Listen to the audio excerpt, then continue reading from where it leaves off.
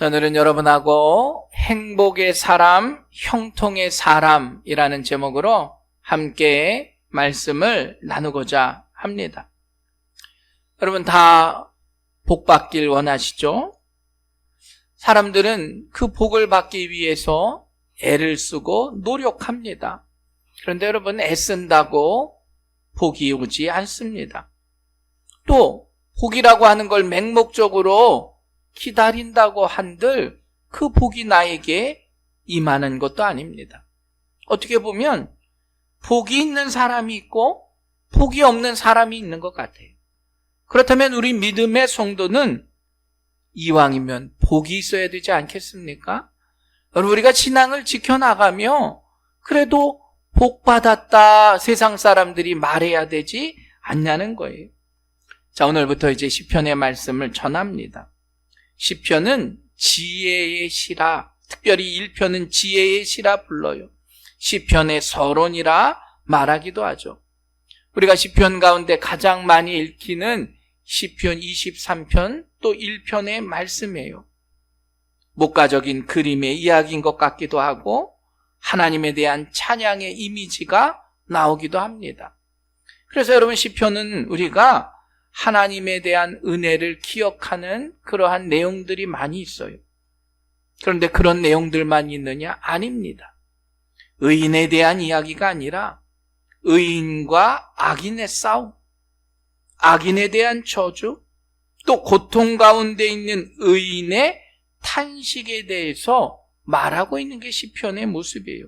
그래서 칼빈은 시편을 영혼의 해부학이라, 루터는 그 시편의 말들보다 더 깊은 당신의 슬픔을 표현하고 당신의 불행과 비참함을 그보다 더 효과적으로 표현하는 말은 없었을 것이다.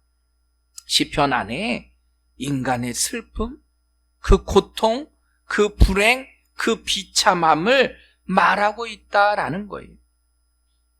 오늘 본문의 말씀도 그렇습니다. 1절에서 6절의 짧은 말씀이지만 오늘 시편의 저자가 힘겹게 싸우고 있다는 거예요.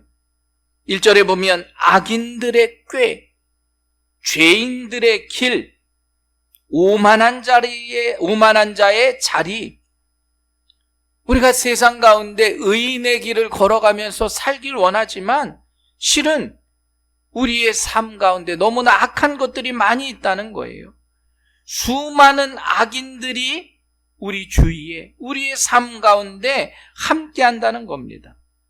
오늘 시편의 기자의 마음도 이와 같아요. 나는 의롭게 살아가고 싶은데 내 주위에는 원수 같은 악인들이 자리 잡고 있다는 거예요. 야, 너 잘못 살았어. 너 믿음이 그게 뭐니? 하나님이 진짜 있어? 야, 세상과 좀 타협하고 그렇게 고지식하게 살지 말고 그 신앙이 뭐가 중요하다고. 오늘 시편의 저자는 마치 세상 가운데 들려오는 그 악인들에 대해서 저항하고 있는 거예요. 그렇지 않아. 내 믿음, 내 삶을 지켜나가는 것, 나는 너무나 복이 있는 사람이다. 나는 행복한 사람이다. 오늘 복이 있는 사람, 아쉬레 하이쉬라고 하는 히브리어 단어는 우리가 이야기하는 하나님의 축복, 바라크라고 하는 것과는 좀 다릅니다. 바라크는 하나님의 놀라운 축복하심이에요. 그 안에 장엄하고 무게가 있는 축복이지만 아쉬레라고 하는 말은 우리가 행복하다. 인생을 살아가면서 나 오늘 행복해. 이 행복에 대한 의미가 아쉬레에 들어있어요. 그러니까 우리 믿음의 성도들은 매일매일 행복한 삶을 살아가는 게 아쉬레예요. 근데 그게 내 힘으로 되는 게 아니라 나와 하나님과의 인격적인 관계가 맺어질 때 그것으로 주어지는 보상과도 같은 거예요. 그러니까 우리의 인생이 힘들고 어려운 거와는 상관없어요. 내 환경과는 상관없어요. 내가 하나님과의 관계 가운데 하나님, 난 오늘 행복합니다 고백하는 게 바로 아쉬레라는 겁니다. 그러니까 세상의 사람들의 행복하고는 좀 다른 겁니다. 세상은 부가 있거나 명예가 있거나 내가 장수를 했다거나 아이를 많이 낳았다거나 그게 행복하다 말할 수 있어요. 오늘 시인이 그 시를 쓴 그때도 마찬가지입니다. 시인의 주변에 이렇게 행복한 사람들이 있어요. 권력을 가지고 돈을 많이 가지고. 그런데 오늘 시인은 이야기합니다. 야, 그게 진짜 행복은 아니지 않냐. 거기에 참 행복이 있지 않다는 거예요. 참된 행복은 내가 하나님의 말씀을 즐거워하고 그것을 주야로 묵상하는데, 하나님과 나와 관계에 있어서 내가 하나님의 은혜에 감사할 때 그 말씀에 행복이 있다는 것을 우리에게 전해주고 있어요. 여러분, 하나님의 그 말씀이 오늘도 믿음의 성도들의 삶 가운데 함께하길 주님의 이름으로 간절히 축원합니다. 그래서 그 말씀을 내가 묵상하고 나아갈 때 내 마음속에 행복함이 있어야 한다는 거예요. 오늘 이 본문의 말씀의 그 묵상이라고 하는 것, 우리나라에서의 묵상은 그냥 눈을 감고 말씀을 생각하는 정도로 이야기해요. 그러나 오늘 본문의 히브리어의 묵상은 하가라는 뜻이에요. 읊조린다. 무슨 말이냐? 사자가 먹이를 보고 어흥, 그렇게 먹이를 움켜쥐고 으르렁댄다라는 뜻이에요. 새들이 슬피 울며 읊조린다라는 게 하가예요. 그러니까 우리의 말씀 가운데 하나님이 우리에게 주시는 그 묵상이라고 하는 것, 그거 말씀을 내가 묵상한다고 하는 건 내 마음속에, 내 머릿속에 나쁜 생각, 잘못된 생각, 죄의 생각들을 내가 물리치면서 읊조리는 것, 그게 바로 말씀에 대한 묵상이라는 겁니다. 그러니까 말씀이 내 안에 임하는 게 얼마나 중요하냐는 거예요. 세상에 있는 나쁜 것들을 물리칠 수 있는 그 힘이 우리 안에 있다는 겁니다. 여러분, 그래야 행복할 수 있다는 거예요. 예전보다 더 많은 물질이 있지만 세상의 사람들은 행복감을 느끼지 못해요. 왜 그럽니까? 더 큰 욕망이 있기 때문입니다. 우리가 말씀을 접하고 내가 행복할 수 있는 건 내 안에 있는 그 욕망을 우리가 싸워 이겨야 해요. 말씀을 통해서. 그 말씀이 내 안에 있을 때 그 욕망을 이길 수 있게 되는 것이죠. 지금 이 나라에 있는 기독교가 문제되는 게 바로 그거예요. 자본주의가 이미 훌륭하게 모든 것을 다 세워놨어요. 교회도 풍족합니다. 그런데 그 안에 욕망이 너무나 차버린 거예요. 목회자들도 그렇고요, 성도들도 그렇고요, 교회들도 그렇고요.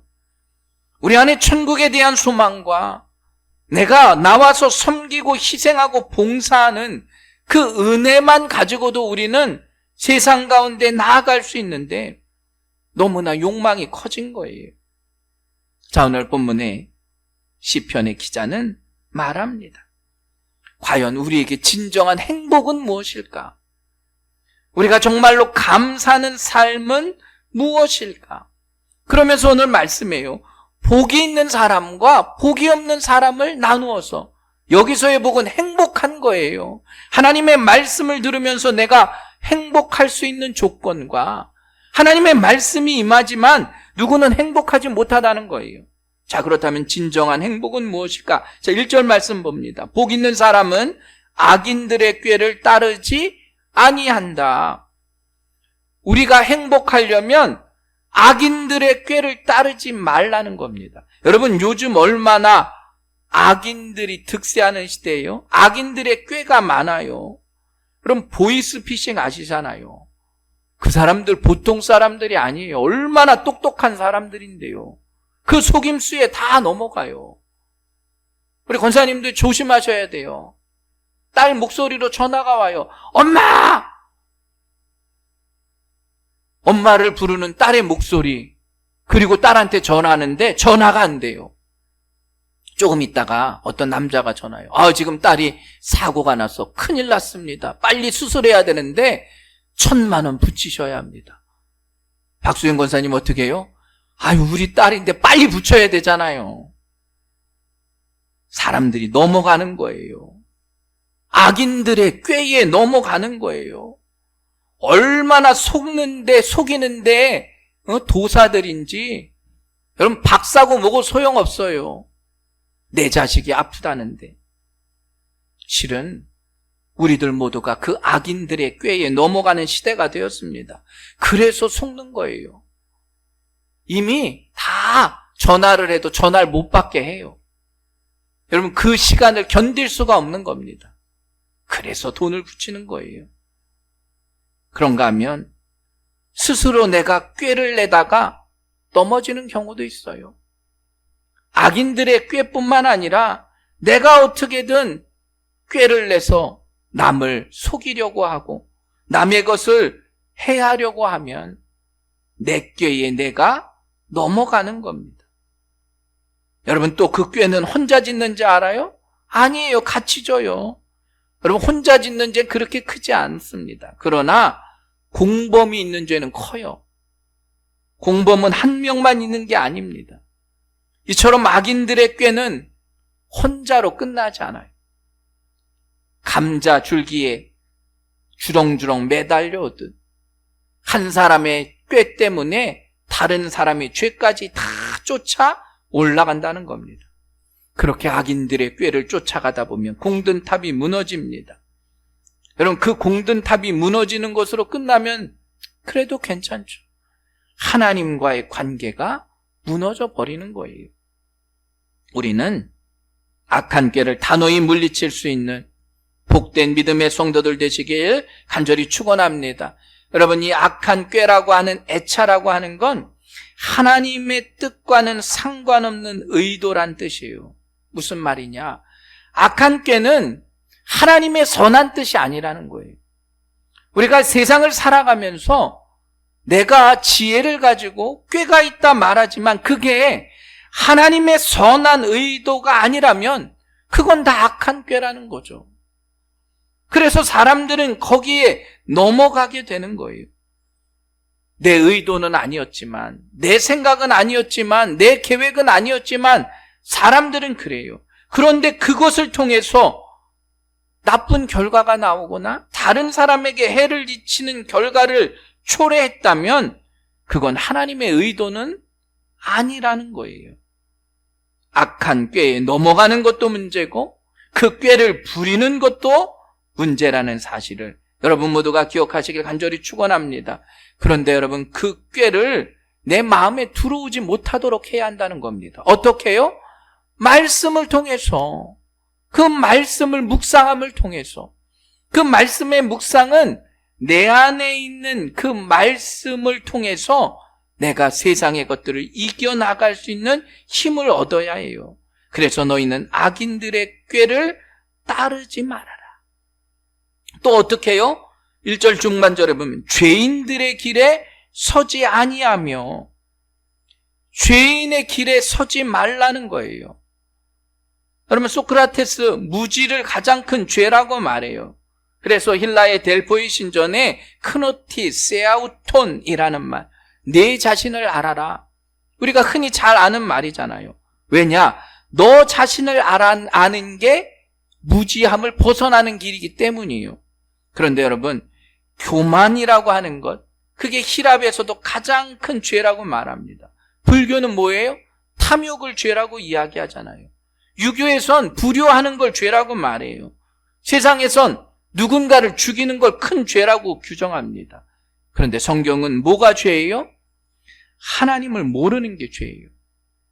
하나님을 모르니까 죄인의 길에 설 수밖에 없는 겁니다.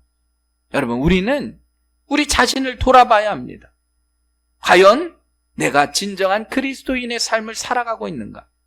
또 다른 사람의 눈도 바라봐야 돼요. 다른 사람이 나를 볼 때 어떻게 판단하느냐 하는 겁니다. 아유, 나는 거룩한데 세상의 사람들이 손가락질하면 그 사람 거룩한 사람 아니에요. 나는 오랫동안 교회 나오고 신앙생활 잘했는데 내 주위에 있는 사람들이 손가락질하면 거룩한 사람 아니에요. 다른 사람이 나를 볼 때도 마치 그리스도인이다 이야기할 수 있어야 합니다. 또 중요한 건 하나님 앞에 서 있는 내 모습을 봐야 합니다. 하나님 앞에서는 속일 수가 없잖아요. 하나님 앞에 서 있는 그 모습, 우리가 죄의 길에서 떠난 삶을 살 때에 온전히 주님 앞에 설 수 있는 거예요. 또 오늘 본문은 뭐라고 말하느냐? 오만한 자의 자리에 앉지 않아야 합니다. 오만하다고 하는 건 비웃고 조롱한다는 거잖아요. 거만하다는 겁니다. 그 오만 가운데는 뭐가 있느냐? 하나님을 부인하는 자들이에요. 그런 사람과 함께하지 말라는 겁니다. 하나님을 부인하고 무시하는 사람과는 함께할 수 없어요. 여러분, 세상에 역사적으로 봐도 마찬가지잖아요. 히틀러의 모습을 우리는 압니다. 대표적인 무신론자예요. 신에 대해서 증오함을 가지고 있어요. 여러분, 그러니까 어떻게 해요? 유대인 1000만 명 중에 600만 명을 죽여요. 그럼 말로 할 수 없는 일입니다. 또 여러분, 스탈린도 마찬가지예요. 하나님 없는 나라를 건설해 보겠다고 몇십 년 동안 2300만 명을 죽입니다. 오만한 자들 아니에요? 하나님이 없다고 말하는 자들 아닙니까? 여러분, 실존주의 철학자들도 마찬가지예요. 허무주의적인, 비관주의적인 철학을 통해서 하나님은 없다 말하지만 결국 자신의 마지막의 때에 자신의 인생조차도 온전히 정의할 수 없는 게 인간의 학문입니다. 오만한 자들이에요. 그런 사람은 사귀지도 말라 말하는 거예요. 하나님의 놀라운 은혜와 진리. 여러분, 그 은혜와 진리를 인간의 생각으로 제한하거나 말할 수 없어요. 우리는 그 모든 것들을 떠나 하나님의 율법을 즐거워하고 묵상할 수 있는 우리 새생명교회 믿음의 성도들 되시길 주님의 이름으로 간절히 축원합니다. 여러분, 그 주의 제단에서 선포되는 말씀이 내 마음 가운데 스며들고 새겨지는 거예요. 그리고 아까 그 말씀이 묵상처럼 내가 마치 사자가 포효하듯, 여러분, 그것을 내가 음미해서 세상 가운데 전할 때 그 말씀이 나에게는 생명과도 같은 말씀이 된다는 사실을 우리가 기억해야 하는 겁니다. 여러분, 그래서 말씀의 그 의미를 다시 한번 기억해야 해요. 너무나 많은 말씀들이 세상 가운데 임하지만 어떤 말씀은 나에게 생명과도 같은 말씀이 될 수 있는 거예요. 어떤 말씀은 그 말씀이 나를 살리는 말씀이 될 수 있다는 거예요. 3절에 시냇가에 심은 나무가 철을 따라 열매를 맺으며 그 잎사귀가 마르지 아니함 같으니 그가 하는 모든 일이 다 형통하리로다. 여러분, 마치 시냇가에 심겨져 있는 나무가요, 말라 죽어요. 요즘 같은 여름의 날씨면. 저도 이번에 추석 때 산소에 올라갔더니 주목나무가 반이 말랐어요. 얼마나 그냥 올해 더위가 심했는지. 말라 죽지만 물가에 심겨진 나무는 걱정하지 않는 거예요. 그걸 뭐라고? 형통이라 말해요. 오직 여호와의 율법을 즐거워하여 그의 율법을 주야로 묵상하는 자에게 이러한 형통이 임한다. 마치 물가에 심겨진 나무처럼. 여러분, 행복이 무엇이냐? 가뭄이 오거나 기근이 오거나 태풍이 오거나 그래도 걱정하지 않는 거예요. 자, 다시 한번 생각합니다. 가뭄이 오거나 기근이 오거나 태풍이 오는데 걱정하지 않아요. 다시 말합니다. 나에게 환난이 있거나 고통이 있거나 아픔이 있는데 걱정하지 않는 게 행복이에요. 자, 생각해 봅니다. 그럼 태풍 오는 거 막을 수 있어요? 기근이 오는데 막을 수 있어요? 막을 수 없어요. 태풍은 내가 오지 말라고 오지 않아요. 기근은 내가 기근 오지 말아라 올 수 없어요. 내가 막을 수 없어요. 그런데 사람들은 걱정해요. 야, 태풍이 와서 어떡하지? 야, 기근이 임하는데 어떡하지? 걱정하죠. 그건 실은 우리가 걱정할 문제가 아니에요. 그건 하나님이 걱정하실 거예요. 우리의 인생도 이와 같다는 거예요. 내 힘으로 할 수 없는데 우리 왜 걱정합니까? 내 힘으로 할 수 없는데 하나님께 맡기면 되는데 우리의 건강이요, 내 힘으로 할 수 없어요. 왜 태풍이 오는 것처럼 걱정하냐는 거예요. 우리의 재물이 있고 사업이 잘 되는 것 어느 정도 내 힘으로는 할 수는 있겠죠. 그런데 사람들은 그것 때문에 걱정한다는 거예요. 우린 스스로 할 수 없는 걸 걱정해요. 그래서 행복하지 못한 거예요. 오늘 물가에 심겨진 나무 같은 삶이 바로 그거예요. 내 힘으로 할 수 없는데 왜 걱정하니? 그럼 너는 행복한 사람이 아니야. 너는 복받은 사람이 아니야. 그것 때문에 걱정하지 말아라 말씀하고 있어요. 다시 한번 보시기 바랍니다. 내 힘으로 할 수 없는 수많은 일들이 있습니다. 걱정하지 마세요. 그래야 행복한 거예요. 그래야 복이 임한 자들이에요.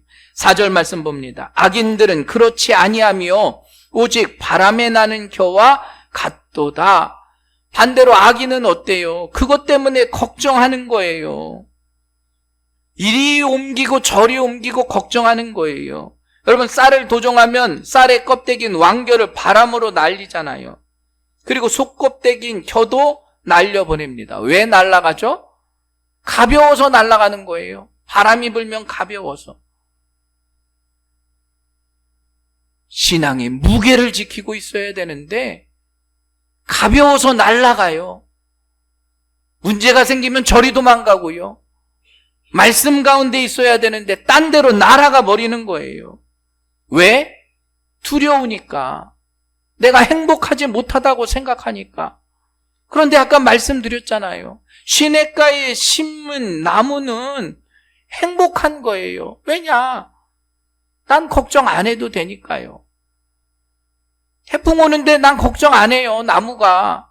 하나님이 하실 일인데 태풍을 내가 뭐하러 걱정하냐는 거죠. 심판의 때도 마찬가지입니다. 바람에 나는 겨처럼 많은 사람들은 두려워해요. 이리 날아다니고 저리 날아다니고, 그러니까 이단에 빠지는 거예요. 두려우니까 뭔가 찾으려고. 우리 믿음의 성도들은 여러분 두려워하지 않으시길 간절히 축원합니다. 우린 이미 구원받은 자들이잖아요. 이리저리 날아다닐 필요 없습니다. 왜냐? 나는 이미 행복하기 때문입니다. 오늘 그러한 행복한 사람들이 우리 새생명교회 성도들이 되시길 간절히 축원합니다. 그리고 그 말씀을 즐거워하라 말하고 있어요. 여러분, 성경에 보면 이 말이라고 하는 것, 하나님의 말씀이라고 하는 것이 굉장히 중요합니다. 왜냐?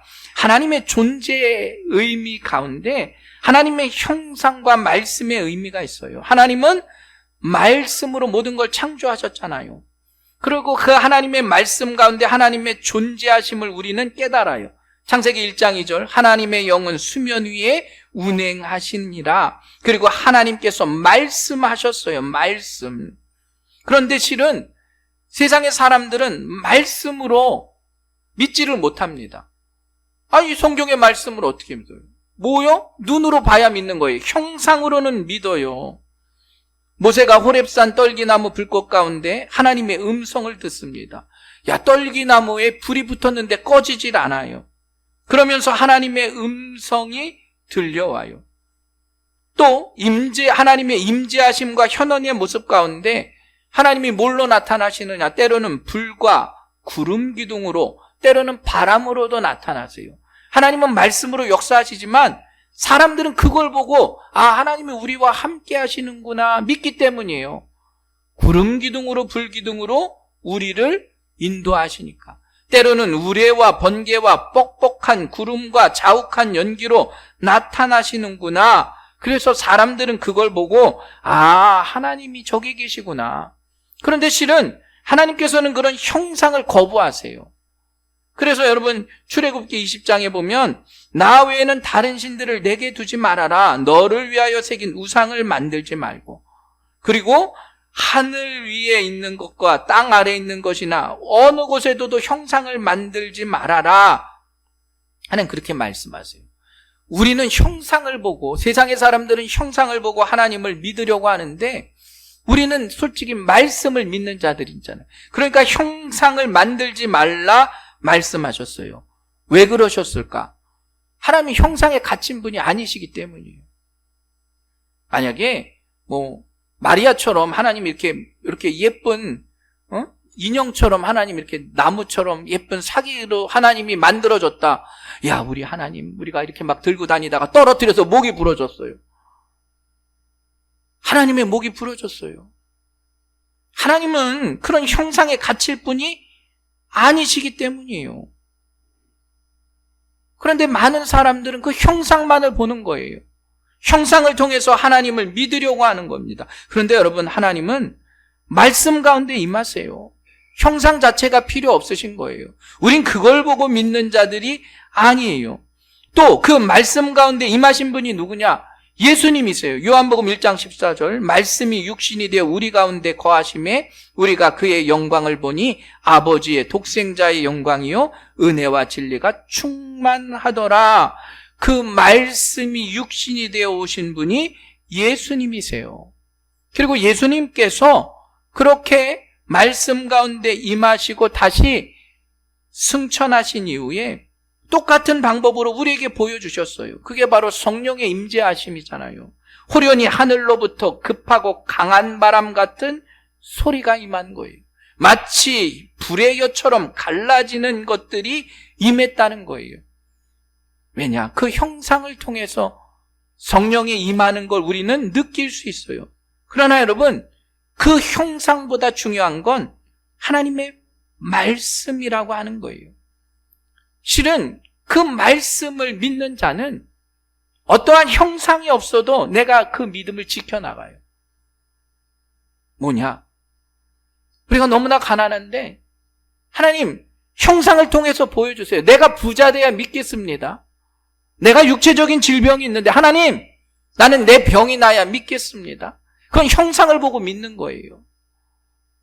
여러분, 그런 믿음이 아니라 말씀을 듣고 순종하는 믿음이 나를 행복하게 하는 믿음임을 깨달으시길 간절히 축원합니다. 그게 바로 믿음에 대한 의로운 말씀이에요. 그 말씀을 듣고 순종하는 것. 실은 우리의 상황은 편할 수가 없어요. 편하지 않아도 상관없어요. 내 힘으로 할 수 없는 일들이라고 말씀드렸잖아요. 태풍 내 힘으로 물러가게 못해요. 우리의 인생의 환경 변하지 않아도 상관없다는 거예요. 말씀이 내 안에 온전히 임하기만 해도 나는 복받은 사람이에요. 그 말씀이 내 안에 온전히 임하기만 해도 나는 행복한 사람임을 고백하는 것. 여러분, 그게 바로 우리들의 삶의 모습임을 깨달으시길 주님의 이름으로 간절히 축원합니다. 여러분, 그 말씀의 소중함을 잘 우리가 기억해야 해요. 그런데 성경에 보면 말씀에 대한 불순종했던 사람들이 나오잖아요. 말씀에 불순종한 사람들, 본질적으로 죄를 지었던 사람들이에요. 초대왕인 사울도 그래요. 사무엘 선지자를 통해서 아말렉의 족속을 다 진멸해라. 사울이 뭐라 그럽니까? 아유, 기름진 짐승들, 좋은 것들, 나 하나님께 드릴게요. 나 하나님께 좋은 것 드리겠습니다. 여러분, 책망받아요. 왜요? 하나님의 말씀을 너무나 가볍게 여겼기 때문에. 하나님의 뜻은 여기 있는데 하나님, 내 생각은 이렇습니다. 내가 생각할 때는 하나님께 더 좋은 것들이면 얼마나 좋아요? 하나님께 드린 거예요. 하나님의 말씀이 내 생각보다 더 가벼운 거예요. 하나님의 말씀에 불순종하거나 말씀을 가볍게 여겨서는 안 돼요. 여러분, 아담과 하와가 에덴 동산에서 선악과를 따먹고요, 그것을 통해서 하나님의 말씀을 자기 뜻대로 바꾸어 생각하고 해석하잖아요. 롯의 사위들은 어떻습니까? 그런 일이 일어나요? 소돔과 고모라가 무너집니까? 하나님의 말씀이 마치 농담처럼 여겨지니까 죽음을 당해요. 롯의 처는 어때요? 하나님의 말씀을 가벼이 여기고 소금 기둥이 되잖아요. 제사장 아론의 4명의 아들이 있었습니다. 나답과 아비후, 엘르아살, 이다말. 이들이 제사장이 되고 나서 첫 직무를 수행하는데 그 향로, 하나님의 명령하지 아니한 다른 불로 하나님의 향로에 불을 붙여요. 그것 때문에 나답과 아비후가 죽음의 심판을 당해요. 어떻게 보면 아무것도 아닌 일 같아요. 그런데 말씀을 가볍게 여기니까, 순종하지 못하니까, 우상 숭배의 죄를 저지르니까 그 말씀이 그들에게는 독이 된 거예요. 여러분, 수많은 예언자들도 마찬가지입니다. 성경은 우리에게 말씀을 통해서 오늘도 증거하고 계십니다. 여러분, 그 말씀에 순종하고 그 말씀 따라 살아갈 수 있는 참된 믿음의 일꾼들이 되시길 주님의 이름으로 간절히 축원합니다. 오늘 시편의 기자는 이러한 마음으로 시편을 썼을 것 같아요. 세상에 수많은 악인들이 있는데 나는 그래도 의롭게 살아가야 하지 않을까? 내가 이 의로움을 가지고 행복한 나를 통해서 내가 하나님께 영광을 올려드려야 하지 않을까?